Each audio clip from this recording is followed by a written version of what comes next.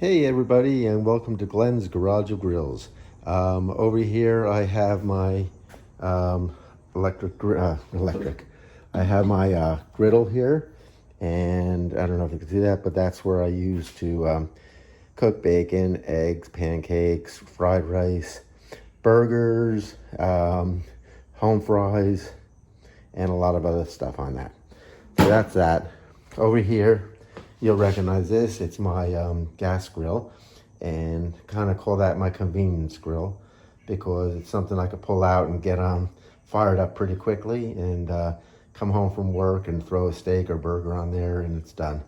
My next grill is my Weber charcoal kettle, and I use that to grill steaks, burgers over charcoal, which I like the flavor much better than the gas grill over here. And over here, I have my 1960s, 50s, 60s, 70s retro grill. And I use that as my rotisserie. If you watched a few of my videos, I have had some meats going on there on the rotisserie. And lastly, I have my smoker. This is a pellet smoker. And what we do is you put your pellets in here, and there's an auger in there, and it feeds the pellets, and the pellets are flavored apple wood, pecan wood, cherry wood, whatever you're doing, and it pushes the pellets in there. There's a fire underneath, and it smokes the meat slow. But that's my pellet grill. I have a new toy that I'm going to show you in a minute. It's a charcoal grill, but before that, I just kind of want to give you a history of the smokers that I've had over the years, and we're going to go through them, and then I'm going to show you my new toy, and we're going to smoke some ribs on that today. Okay, here's a picture of my first smoker. It's called a bullet smoker, and as you notice underneath here, there's charcoal. Up here is a water pan, and then there's two racks for your meats. And what you do is you put your charcoal in there after it's heated up. The water pan's filled with water, and you cover it and you smoke it.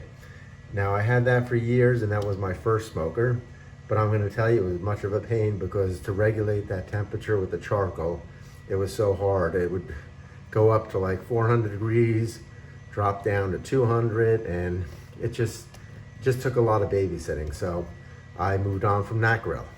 The next grill I got was what they call Old Smokey. It actually looked like an aluminum garbage can.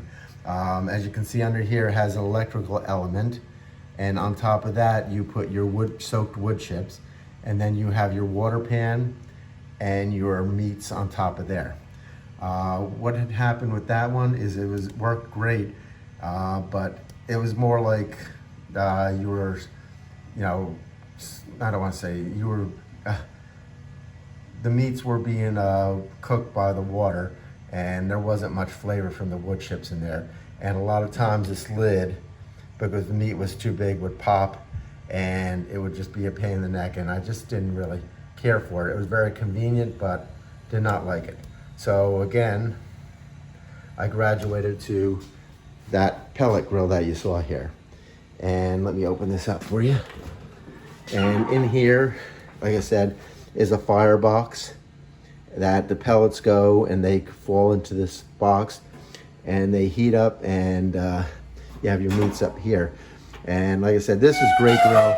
I still love it. I'm keeping it, but I moved on to where I have a new grill, and it's called a Charcoal Gravity Series, because this pellet grill is just missing that charcoal flavor that you want to get when you're smoking meats.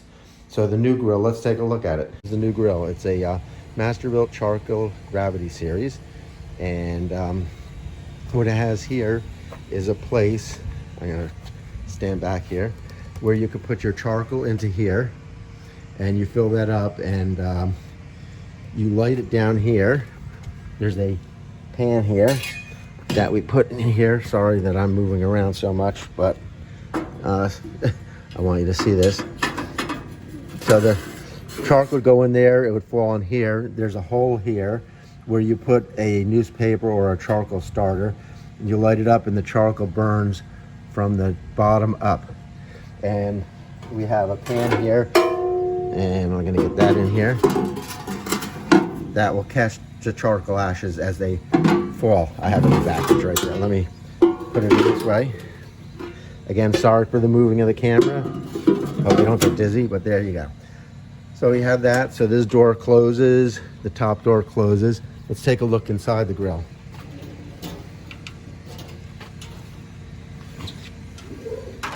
All right, come back here.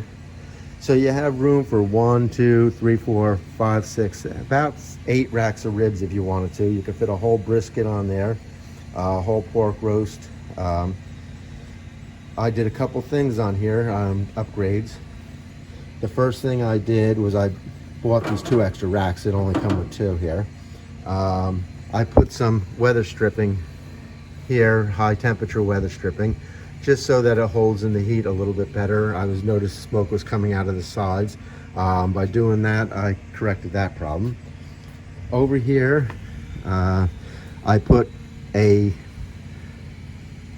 table in here that, I don't know if you can see it now, where I can work. It's very convenient, where I can take my meat out, put it here, baste it, whatever I need to do with it, and then throw it on the grill. And then this folds down like that. Over here is your control. So this is your temperature timer. So you set your temperature to 200. It goes from 165 all the way to 700. And you could go from 0 to 700 degrees in about 13 minutes. And I've done it and it works. So that's where you set your temperature. Come back to the charcoal.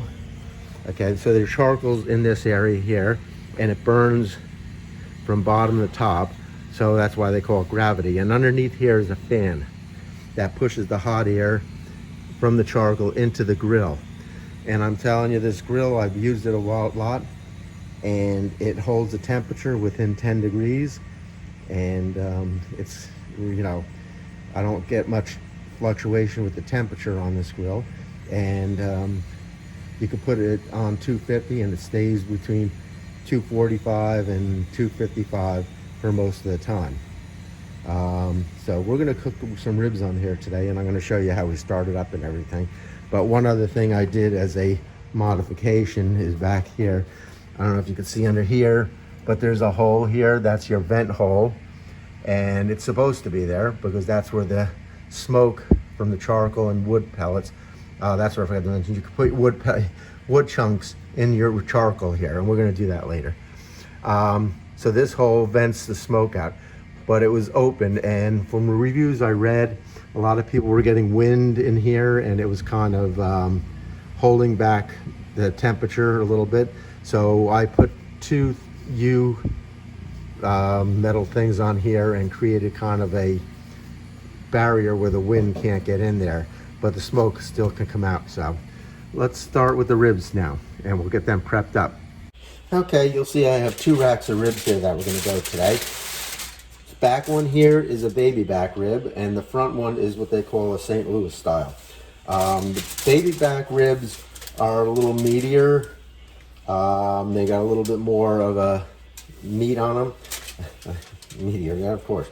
The St. Louis style, it doesn't have as much meat, but it's got a lot more fat content, which makes it taste better, they say. So we're going to do both of these and kind of have a taste test and see which one's better. But first, what I want to do, I'm going to take a couple paper towels, and I just want to get all that packing moisture off them.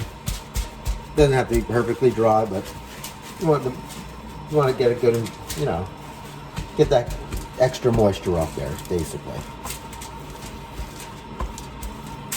And we'll turn them over. Get it back as well.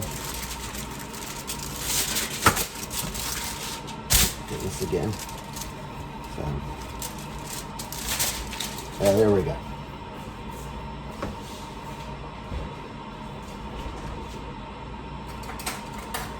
Now the next tricky thing you want to do is get what they call this silver skin off, or this membrane. It doesn't have to be taken off, but they say it's better that it is, because if you put your spices on here, it's not going to penetrate to the back of the meat here. So let's take a look and see how this is done. This is always pretty difficult for me, but we'll try. I always never get this right. But what you do is stick your knife in here, underneath that membrane. Get it all the way under here.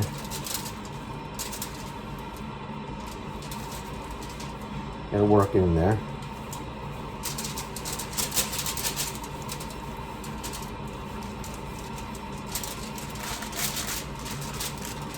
And then you work your finger through it, like this.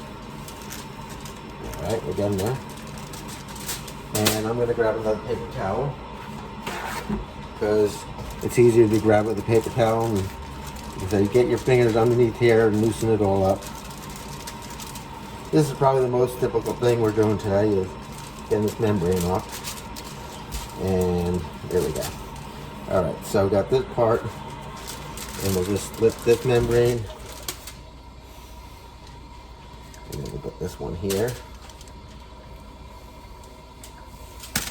Always the worst part. I hate doing this, but for flavor purposes, you got to do it. There we go. See that? Pulling that right off.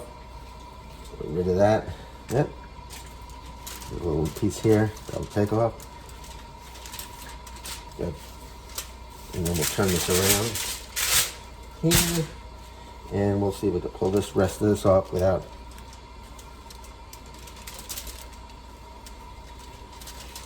Like I said, you don't have to do this, but it definitely increases the flavor of the meat, because you, like I said, you can get those spices really good in there. They'll penetrate the meat more. Put that over here. I think I want to get this piece off here. I think there's still more here. I can see that. So we'll get the knife underneath here.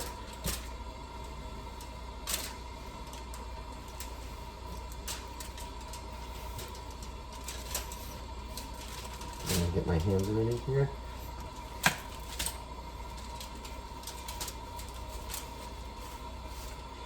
See if I can get that. Yep, still not coming off. Try over here.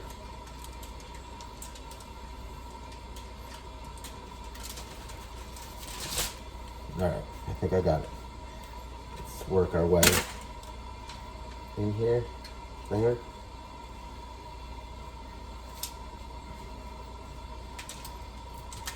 And put that up. Alright, I think that's good. I'm also going to get a knife here, and I'm just going to, any fat that's hanging, just going to trim that a little bit.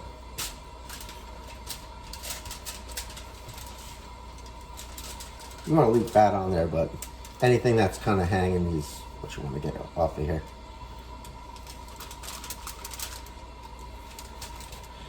That looks good to me. Let's turn this over and see what it looks like. Let's get this piece off here.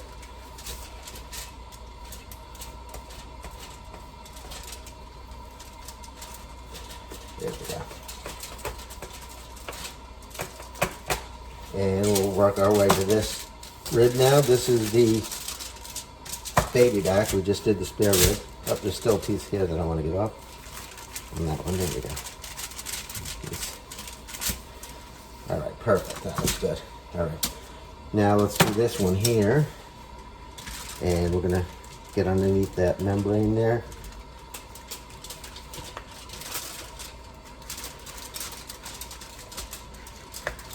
Work our way in there.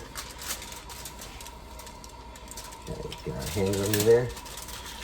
There we go. This one looks like it's coming off nice and easy. Alright.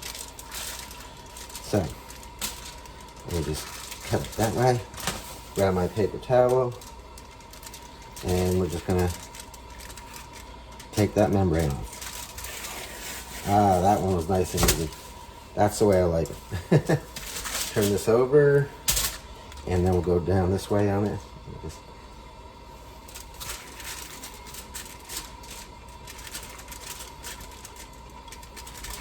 there we go, perfect. All right, let me get rid of this stuff and wash up, and we'll come back. Okay, the first thing you want to do is get a binder on your meat. You can use anything you want. I've seen people use Worcestershire sauce, olive oil, pretty much anything you really want. I use mustard. So what I'm going to do is I have just classic yellow mustard here, and I'm just going to drizzle that right over the top of the meat here, and we're going to rub that in. And notice I'm holding one with hand and rubbing in with the other. And you want to get the sides and make sure it's all in there. I'm going to turn these over. I'm going to put some on the back side here.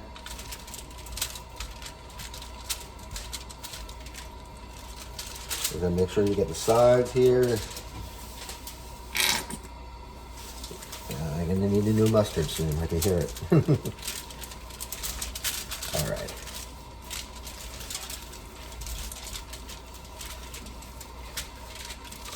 I'm going to keep this out because I'm going to do a little bit when I turn this over, but let me wash my hands again. Now comes the decision. What spice mixture do I want to use? There's a bunch of, you can make your own, a lot of people do, but there's a lot of reputable spices on the market that you can get online. Actually, my Ace Hardware over here carries a lot of this thing. I have what they call the Gospel All-Purpose Rub. I have Suckle Busters, Hog Waller, Pork and Rib Rub, which I think I might use. Let's go with that. I have Meat Church, Honey Hog Barbecue. I might use that. I have Killer Hogs, the barbecue rub. I'm not going to use that today.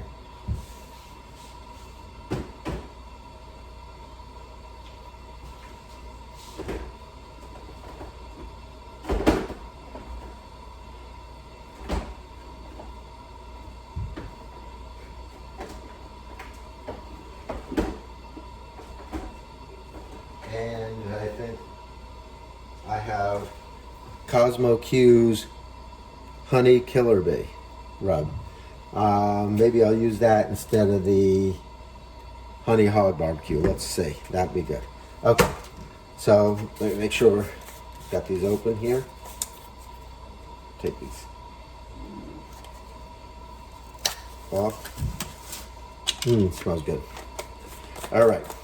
So what I'm going to do is I'm going to put a fairly good coating of this on here, both front and back of the ribs. So let's start with this one, and looks like a lot, but I'm going to turn this up. Yeah, that's right. You want to be pretty generous with this stuff, and then we'll put it on here.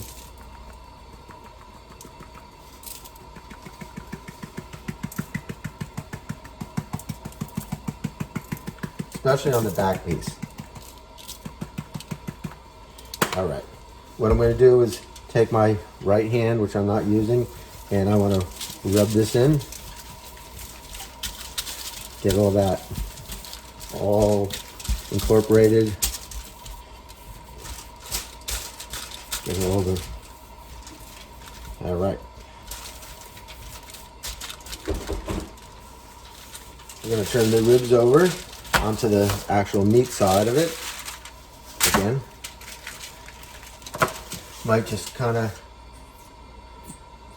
add a little more mustard since they were sitting on their side here, just a little bit, just to get it. That's good. All right. So again, we'll go with the Suckle Busters Hog Waller Pork and Rib Rub, and so you want to go pretty heavy with it.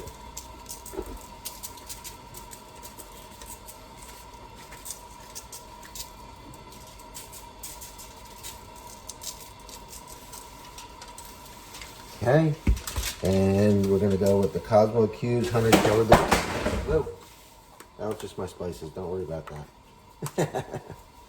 All right, I'll put this. Not getting that piece. All right.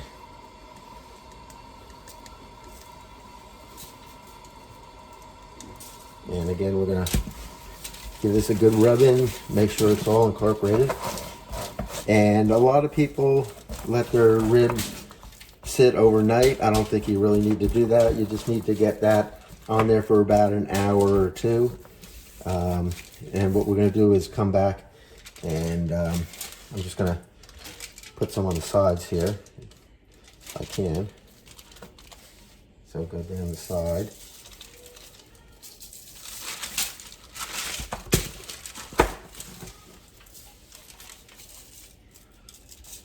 All right. Add the side to this one. You want to cover this pretty good.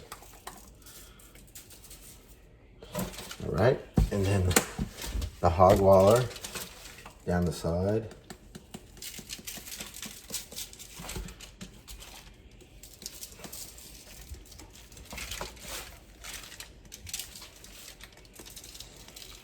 And lastly on this one.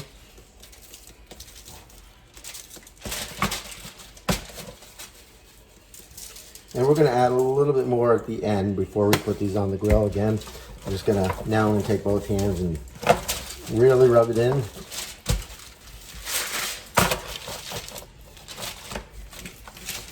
And like I said, we're just gonna let this sit here for about an hour as we prep our grill. I'm gonna wash my hands and we'll come back. Okay, we're gonna start the grill up here.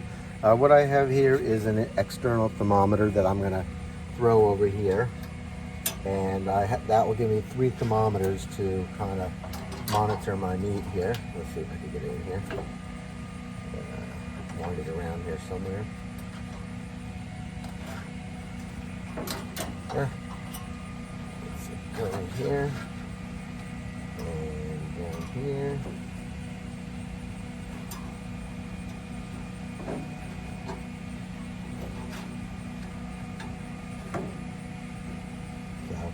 Yeah, there you go. That's good. So you can see the thermometer I have in here. And that's going to monitor the temperature of the grill. I'll have a thermometer that's here that will monitor, and then the thermometer that's over here.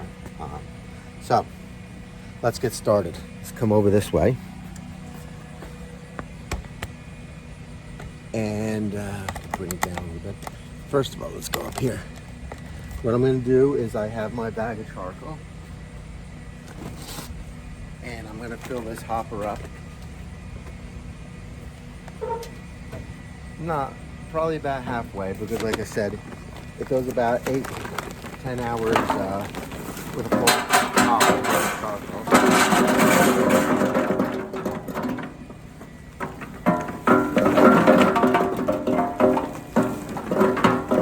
That's probably good right there.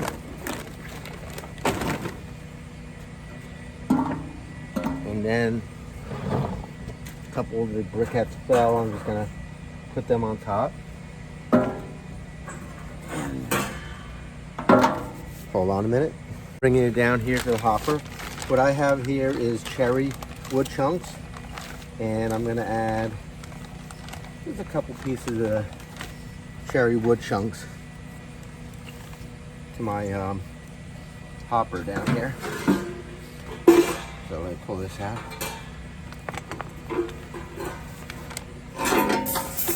So we're going to put these in here, and when the ashes fall down, they're going to land in here, and that's what's going to create the smoke and the flavor. And then I got some pecan wood here as well, so I'll put a couple pieces of that. That looks good right there. And I'll put this back in here.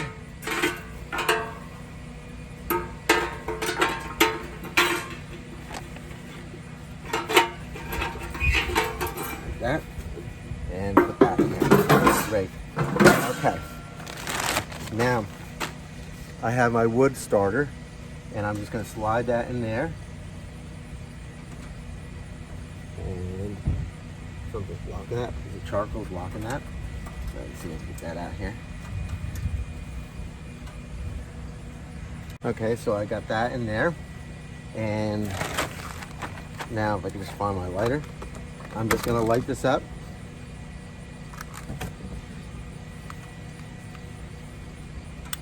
Take a few seconds to get us going here.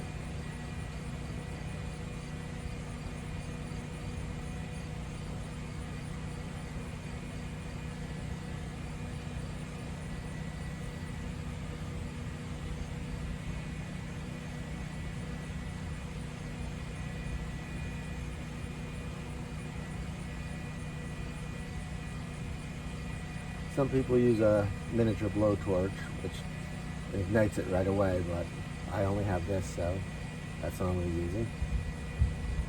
It looks like it's starting to light now. You see the smoke coming out.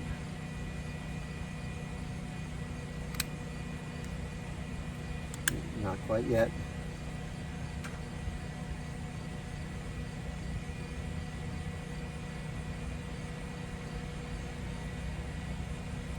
There we go.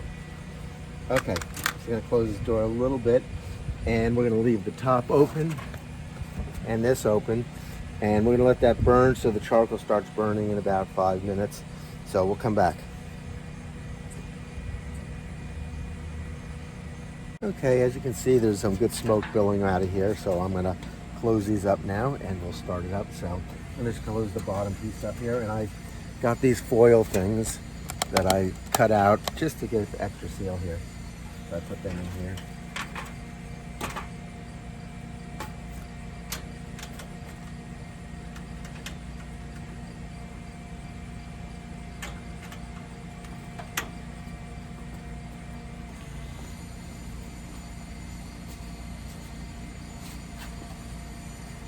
And close the top part here as well.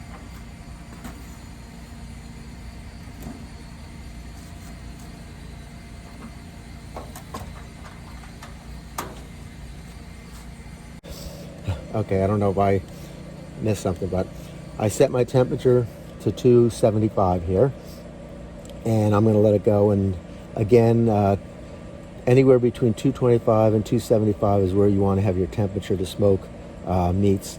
I think 225 is too low. I like 275 because you get a better darker bark on the meat, and I'll show you that later what it looks like.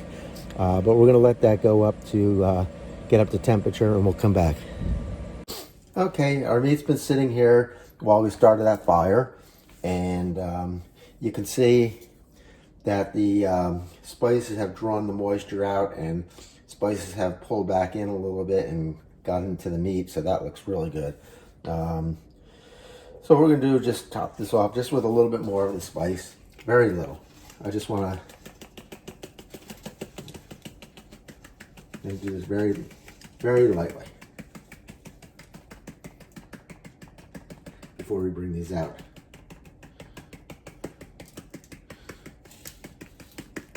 This will help get that nice crust or bark, if you want to call it that. All right, that's one, and then the other. Now there's multiple ways of cooking ribs. The first is what they call a non-wrap, and you let it smoke on the grill just like this for anywhere between 4 to 6 hours until it's done. The other two methods are called wrap methods, and there's the 3-2-1 and the 3-1-1, and they're both different. I'm going to use the 3-2-1 today. So we're going to go 3 hours on the grill, just like this. Ooh, that's a little too much. I don't want to put that much on there.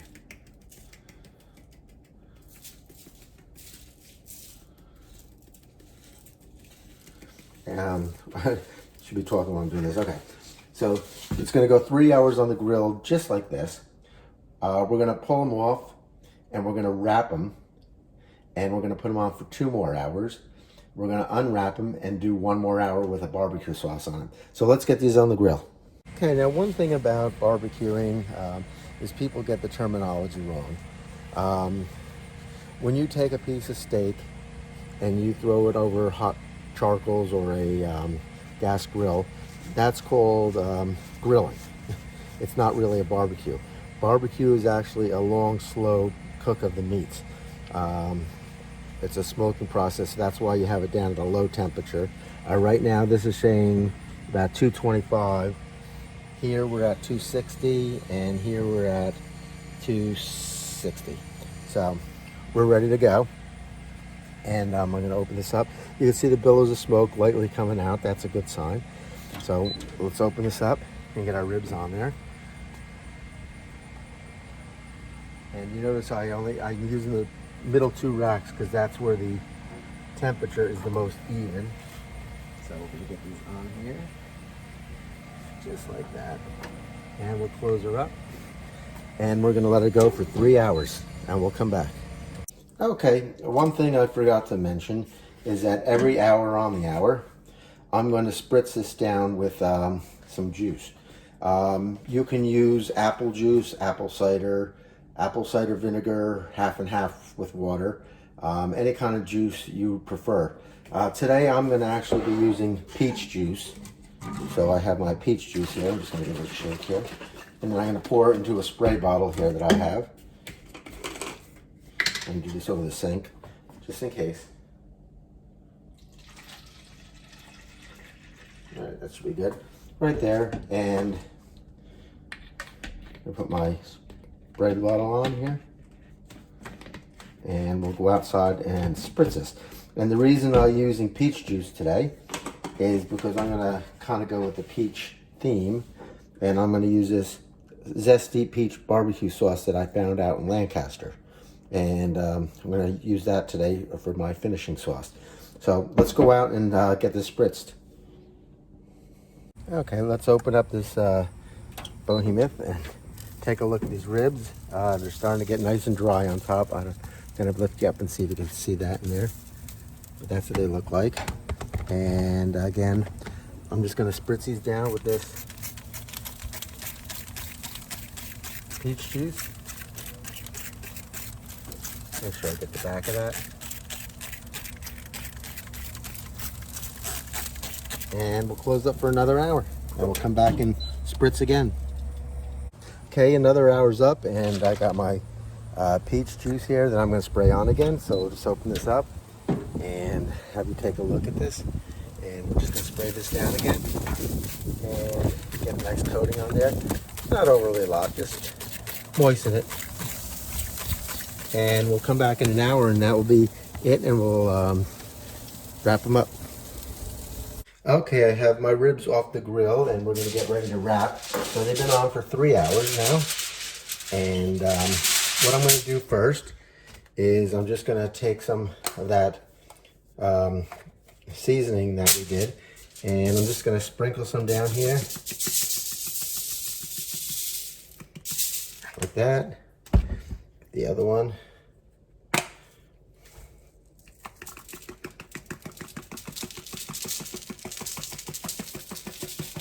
Okay, and then we're gonna grab a knife here, and I'm just gonna take some pats of butter, and we're just gonna lay those pats down here. Probably get 5 of them or so. There we go. So I'm gonna move these up here like that. And I'm gonna grab my ribs, and they're hot. And I'm gonna lay them, first I'm gonna lay it this way, and I'm gonna give them a spritz of the peach juice again.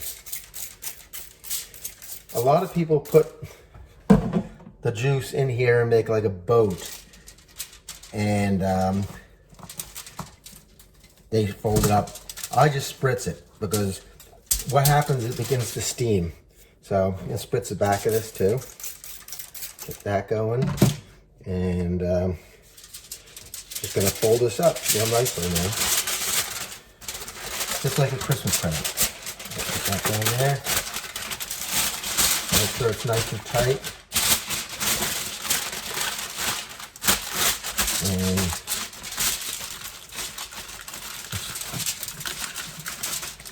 put that like that, and just like that. And I know this is the bone side, so I'm going to turn it over now, and we're going to do the same thing. Nice and tight. And you don't want any of those juices running out here, so I'm going to make these tight as we can. So, all right, that's number one. Put that back in the pan. I'll get my second one. And we're going to do the same thing with this. We're going to put some of this down here. Some seasoning again. Let me get that down.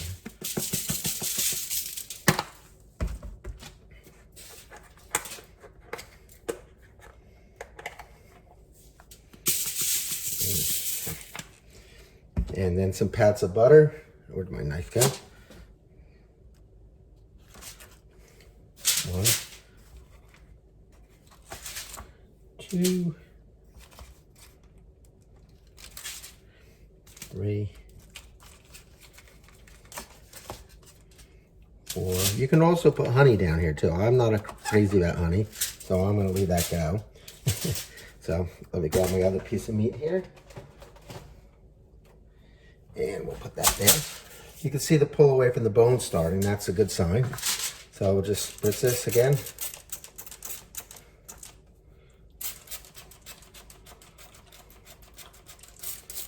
There we go. Wasn't coming out. We're gonna take this and flip this right over here. Spritz the back of it. Good. And we're gonna fold this sucker up too. Put that over there. Put that under as good as possible. And fold these ends up.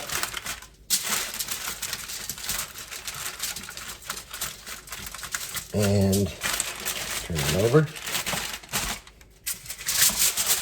the same thing here.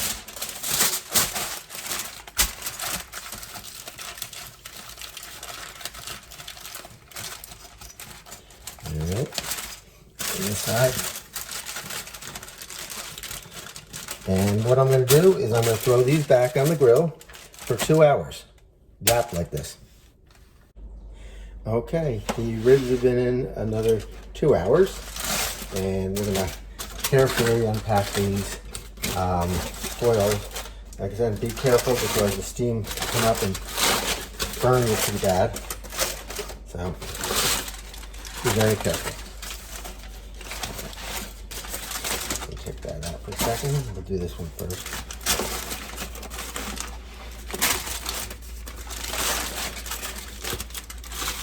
It's like Christmas. All right, let's see. Got it. Okay. Very hot. All right, let's turn this over and open that up.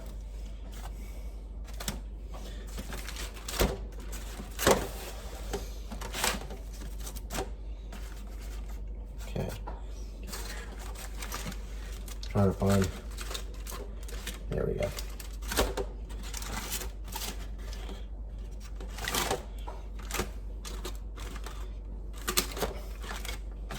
There's one, and I'm gonna move that. I have these gloves here that you can wash, and they keep you from burning. So, oh, that wasn't good. All right, so just gonna turn these out like this. That's okay. And then we'll get our other one in there.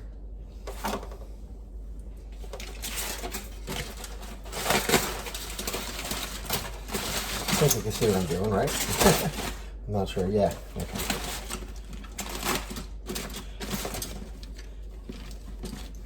You can see how tender these things are already. And let me grab my other glove. That way I won't break this one. Hopefully not.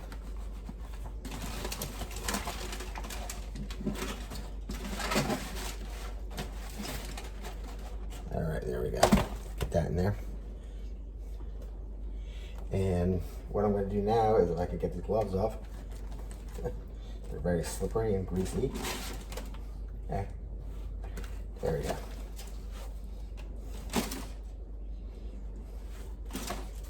I'm going to get a And we're going to take these peach glaze and we're just going to drizzle them on the meat here. And we're going to rub it in.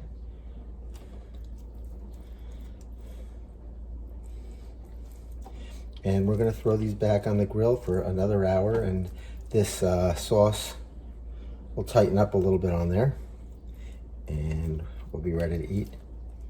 So, all right, I'll be back.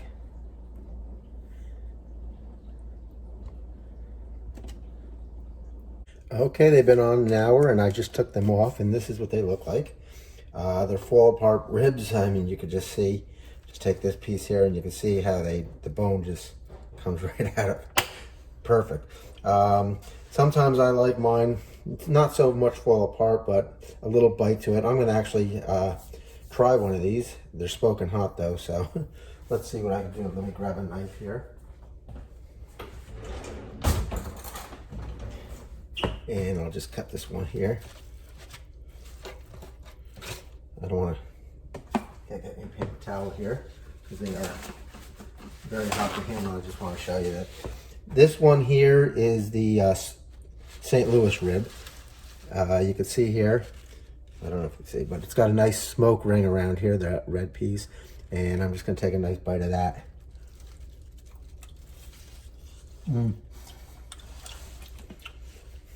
Really good.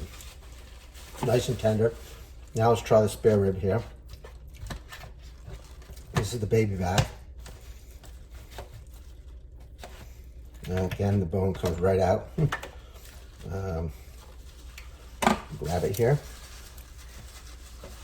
Very hot. And take another bite of this.